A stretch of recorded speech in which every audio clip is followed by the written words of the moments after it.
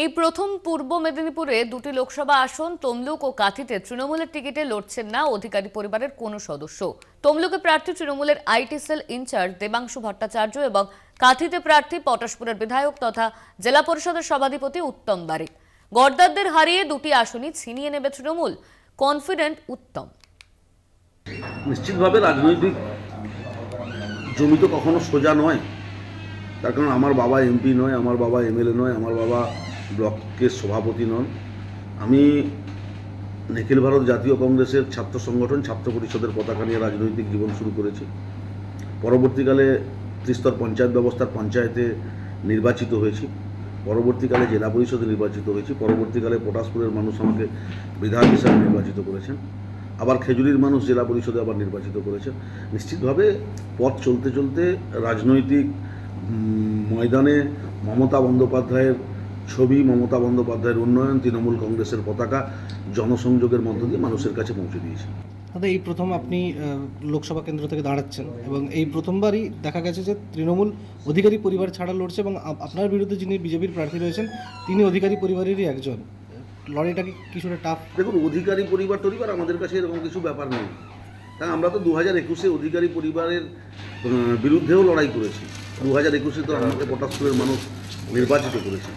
এই জেলাতে তো 9 জন বিধায়ককে পূর্ব মেদিনীপুর জেলার মানুষ নির্বাচিত করেছে।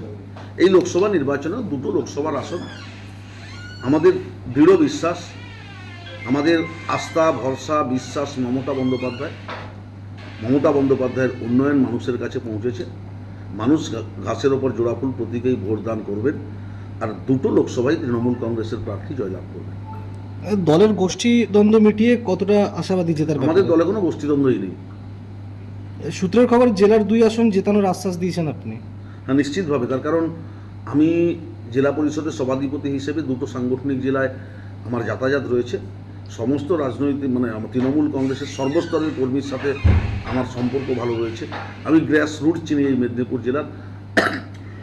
দলকে নির্বাচনে জেতানোর জন্য যতটা দূর পর্যন্ত যেতে হয়, যা করতে হয় তাই করব। দুটো আসন আমরা জিতব। ভোট শতাংশের বিচারে বিগত বিধানসভা নিরিখে 50,000-এর বেশি ভোটে পিছিয়ে রয়েছে তৃণমূল। কোন ম্যাজিকে ওভারকাম করাবেন আপনি? আমরা বিধানসভার পর 2021, তার কারণ বিধানসভায় সন্ত্রাসের পরিবেশ তৈরি করা হয়েছিল ভারতীয় জনতা পার্টির পক্ষ থেকে। এমন আওয়াজ তোলা হয়েছিল যেন আগামীকাল নির্বাচন হলে তৃণমূল কংগ্রেস সরকার তৈরি করবে। ধর্মের নামে ভেদাভেদের ভিত্তিতে বিধানসভা নির্বাচন লড়েছিল ভারতীয় জনতা পার্টি। নিশ্চিতভাবে সেই সন্ত্রাসের পরিবেশ আমরা কাটিয়ে উঠেছি। তার কারণ তখন আমাদের কাছে বলতে পারেন হাতে খড়ি।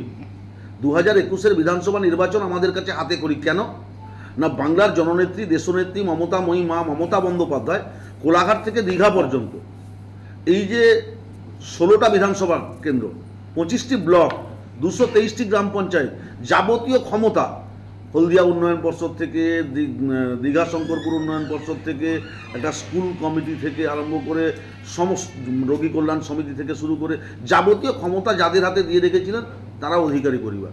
সেই অধিকারী পরিবার সদ্য বেইমানি করেছিলেন, সদ্য গাদ্দারি করেছিলেন নেত্রী মমতা বন্দ্যোপাধ্যায়ের সাথে। আর আমাদের নেতৃত্বে আমরা যারা মেদিনীপুর জেলায় মমতা বন্দ্যোপাধ্যায়ের সৈনিক অনুগামী, আমাদের দ্বারাই সেদিনকে 2021 নির্বাচন আমরা পরিচালনা করেছিলাম। সদ্য গদ্দাররা বেইমানি করে চলে গেছিলেন, সেটা একটু শক্ত ছিল। আর কোনো কঠিন নেই আমাদের কাছে।